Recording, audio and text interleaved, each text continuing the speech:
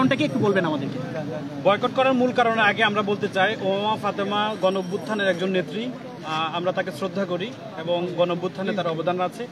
গণঅভ্যুত্থানের পরবর্তী সময় তার আমরা অ্যাক্টিভিস্ট আমরা হিসেবে জানি এবং তিনি ক্যাম্পাসে অনেক অবদান রেখেছেন। জাতীয় নেতা হিসেবে তার একটা পরিচিতি আছে।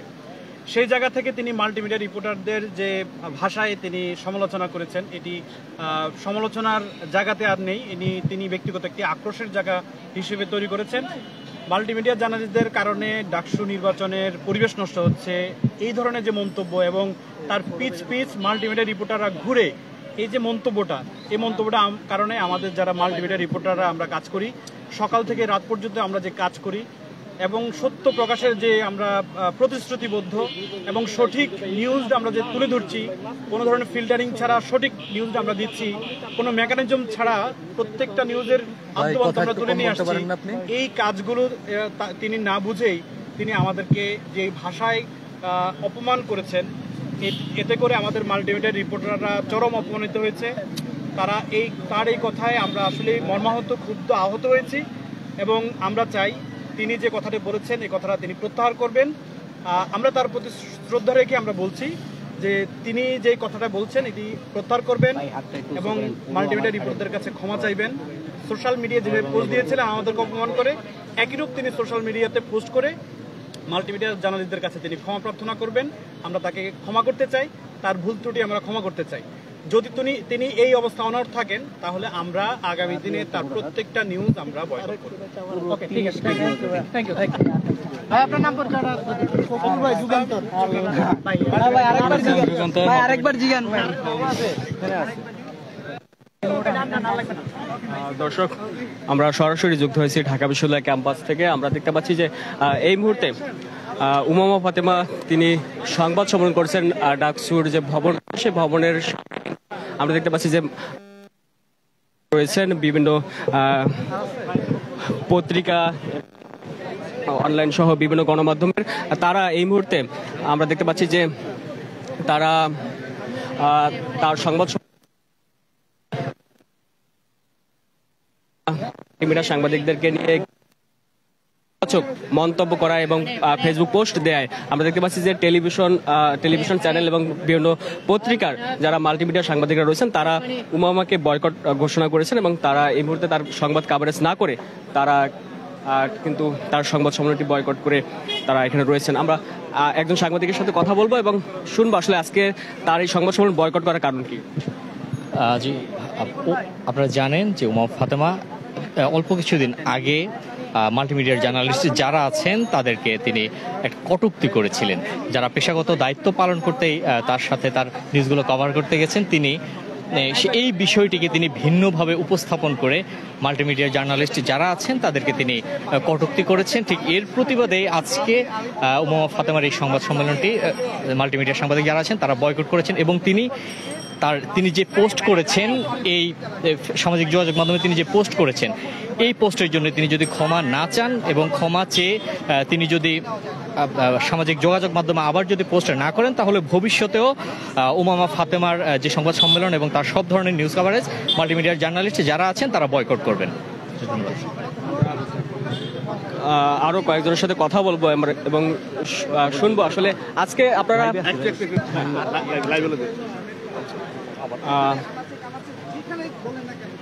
আমরা কিন্তু সেই সময় তারা তুলে ধরেছে। আর সেই মাল্টিমিডিয়া রিপোর্টারদের যখন হেয় প্রতিপন্ন করে কথা বলা হয় বা তাদেরকে তিরস্কার করা হয়, এটা কখনোই মেনে নেওয়া যায় না। কারণ আমরা মাল্টিমিডিয়া রিপোর্টাররা যারা রয়েছি তারা গভীর থেকে গভীরের যে কোনো বিষয় নিয়ে আমরা তুলে ধরি এবং সেই বিষয়গুলো এই দেখবেন গত দুদিন আগে যখন ভিপি নূরের উপর হামলা করা হয়েছিল তখন কিন্তু এই মাল্টিমিডিয়া রিপোর্টাররাই কিন্তু তুলে ধরেছিল আসলে মুখ্যম বিষয়টা কি ছিল। এটি কিন্তু অন্যান্য যারা স্যাটেলাইট বলেন যাই বলেন তাদের কিন্তু ওভাবে আসে নাই। তো সেই জায়গা থেকে মাল্টিমিডিয়ার গুরুত্ব কিন্তু অপরিসীম। সেই জায়গা থেকে আমরা চাই না কেউ আমাদের এই মাল্টিমিডিয়া রিপোর্টারদের নিয়ে বা তাদের এই জায়গাটাকে কেউ হেয় প্রতিপন্ন করুক। তবে আমরা আজকে যাকে বয়কট করেছি তিনি ফেসবুক স্ট্যাটাসের মধ্যে দিয়ে যে ধরনের কথা বলেছে মাল্টিমিডিয়াকে নিয়ে, সেই বিষয়ের জায়গা থেকে আমরা এতে খুবই এই জায়গা থেকে আমরা সিদ্ধান্ত নিয়েছি যে আমাদের যারা অ্যাসোসিয়েশন রয়েছেন তারা সহ যে যতক্ষণ পর্যন্ত তিনি এই বিষয়টি নিয়ে ক্ষমা না চাইবেন, যেভাবে তিনি ফেসবুকে স্ট্যাটাস দিয়ে মাল্টিমিডিয়া রিপোর্টারদের বা এই জায়গাতে যারা কাজ করেন তাদেরকে হেয় প্রতিপন্ন করেছে, ঠিক তেমনটাই ফেসবুকে এসে আবারও তিনি এই জায়গাতে এসে তিনি ক্ষমা যতক্ষণ পর্যন্ত না চাইবেন ততক্ষণ পর্যন্ত আমরা তার রিপোর্ট বা তার কোনো কিছু আমরা প্রকাশ করব না বা তার সংবাদ সংগ্রহ করব না। শুধু এই একটি বিষয় দিয়ে আমরা সকলকে বলতে চাই, মাল্টিমিডিয়া রিপোর্টারকে নিয়ে কেউ যদি হেয় প্রতিপন্ন করে আমরা এর তীব্র প্রতিবাদ জানাবো। কার প্রোগ্রাম বয়কট করেছেন, নাম পরিচয়? আপনারা জানেন যে ডাকসু নির্বাচনে যিনি একজন প্রার্থী রয়েছেন উমামা, তিনি আজকে সন্ধ্যা 6টার সময় তার যে আজকে সংবাদ সম্মেলনটি ছিলেন সেটি বয়কট করেছি।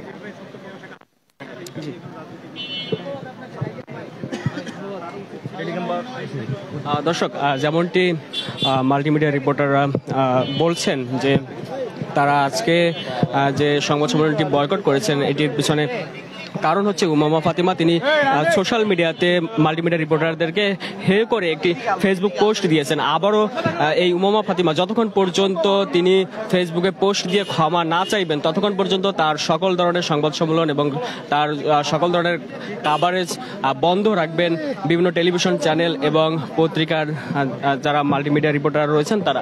আমরা আরেকজন এবং আমরা আসলে জানার চেষ্টা করব যে কেন আজকে এই সংবাদ সম্মেলনটি আপনারা বয়কট করলেন এবং কতক্ষণ পর্যন্ত এই কার্যক্রম আপনারা করেন।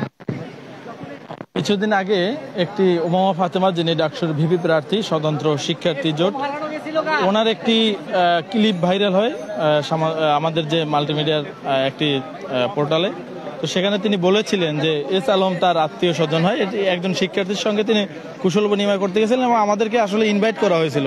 এমনি না যে আমরা গিয়ে সেখানে দাঁড়িয়েছিলাম বা তার পিছনে পিছনে গিয়েছে, বিষয়টা তা না। আমাদেরকে জানানো হয়েছিল যে তিনি জগন্নাথ হলে যাচ্ছেন, শিক্ষার্থীদের সঙ্গে কুশল বিনিময় করবেন এবং ওই কুশল বিনিময়ের মধ্যে উনি একজন ওনার এলাকার শিক্ষার্থী তাকে বলছিলেন যে এস আলম তার আত্মীয় স্বজন হয়। তো স্বাভাবিকভাবেই সেই ক্লিপটি যখন প্রকাশ করা হয় তখন উনি এই যে ঘটনা এস আলম কীভাবে ওনার আত্মীয় হয় বাকি এটার ব্যাখ্যা না দিয়ে উনি কি করেছেন, উনি এই বিষয়টা নিয়ে মাল্টিমিডিয়া রিপোর্টার যারা আছেন তাদেরকে ছোট করে হেয় করে নানান ধরনের ফেসবুক পোস্ট এবং সংবাদ সম্মেলনে কথা বলেছেন, যেটা আসলে এই মাল্টিমিডিয়ায় যারা কাজ করে তাদেরকে ব্যথিত করেছে, তাদের আসলে হৃদয়ে আঘাত করেছে, যার ফলে উমামা ফাতেমার আজকের যেই তার ইশতেহার ঘোষণার যে সংবাদ সম্মেলন ছিল এটি যারা মোবাইল জার্নালিস্ট বা মাল্টিমিডিয়া জার্নালিস্ট যারা রয়েছে তারা সেটিকে বয়কট করেছে। এবং উমামা ফাতেমার সাথে আমাদের ব্যক্তিগত কোনো শত্রুতা নেই, উনি যদি এই বিষয়টি ক্লিয়ার করে বলেন এবং উনি যে কথা বলেছেন মাল্টিমিডিয়া সাংবাদিকদের নিয়ে এটা যদি উনি দুঃখ প্রকাশ করেন এবং এই ওনার বক্তব্য প্রত্যাহার করেন তাহলে আমরা আবারও ওনাকে সমানভাবে কাভারেজ দিব।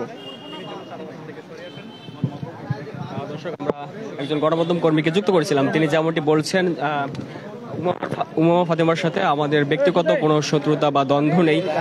যদি উমামা ফাতেমা তার বক্তব্য প্রত্যাহার করেন এবং তিনি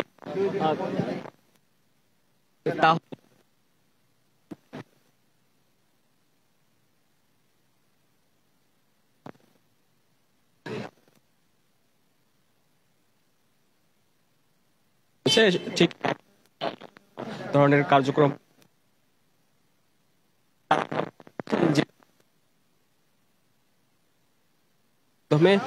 তারা এটি বার্তা দিচ্ছেন যে অন্যান্য সমস্ত প্রার্থী এই ধরনের আচরণ বা কোন ধরনের মন্তব্য করেন তাহলে তাদের ক্ষেত্রেও এরকম ভূমিকায় থাকবে।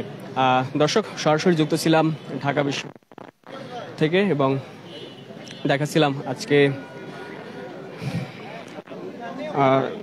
প্রার্থী উমামা ফাতেমার যে সংবাদ সম্মেলন সেটি